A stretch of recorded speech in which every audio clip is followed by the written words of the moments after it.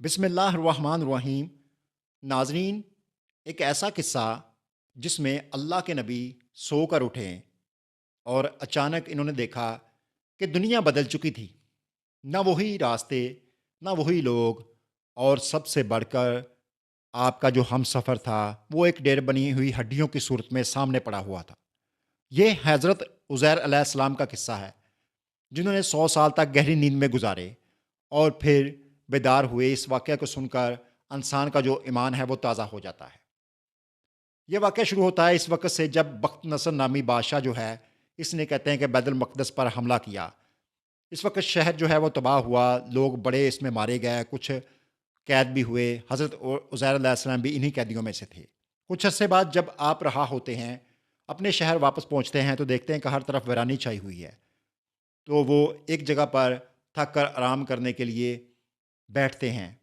آنکھ لگ جاتی ہے ان کی، نیند نے آہستہ آہستہ اپنی باہوں میں سلا دیا، مگر یہ کوئی عام نیند نہیں تھی، یہ 100 سال کی نیند تھی۔ دنیا بدل گئی، نسلیں بدل گئیں، شہر اجڑ کر دوبارہ آباد ہو گئے، لیکن حضرت عزیر علیہ السلام جو ہے وہی سوئے رہے۔ 100 سال بعد اللہ نے انہیں دوبارہ زندہ کر دیا۔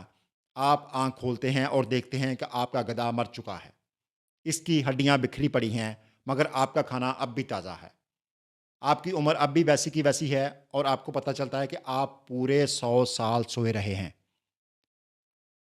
تو وہ اٹھے یوں جیسے ابھی چند لمحے پہلے سوئے ہوئے ہیں۔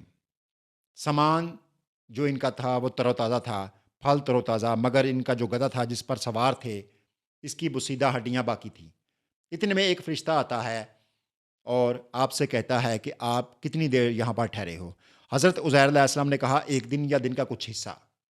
فرشتے نے جواب دیا، نہیں، آپ یہاں پورے 100 سال رہے ہو۔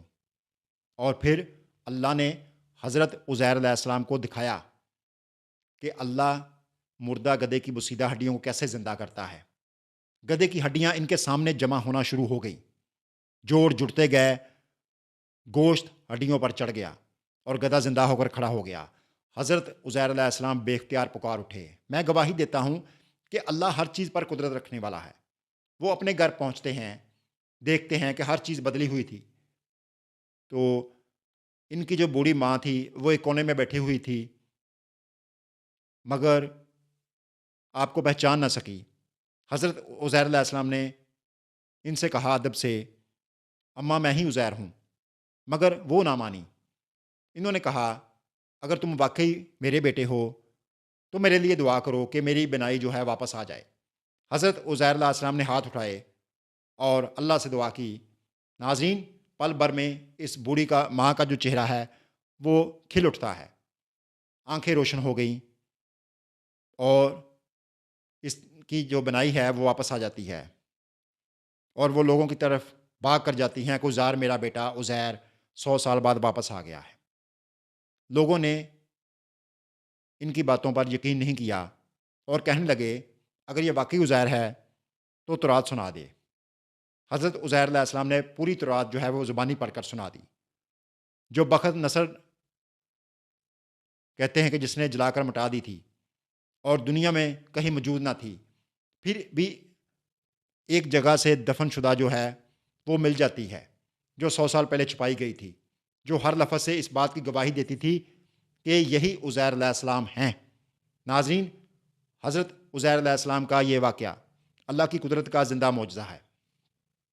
زندگی، موت اور دوبارہ زندگی جو ہے وہ سب اللہ کے ہاتھ میں ہے۔ اللہ جب چاہے ویران بستیوں کو آباد کر دے، بکھری ہڈیوں کو جوڑ دے، اور سوئے ہوئے دلوں میں امان کی روشنی پیدا کر دے۔ اللہ کی قدرت پر ایمان رکھیں اور اپنی زندگی کا جو سفر ہے اسی یقین کے ساتھ گزاریں۔ اجازت دیجیے گا، اللہ حافظ۔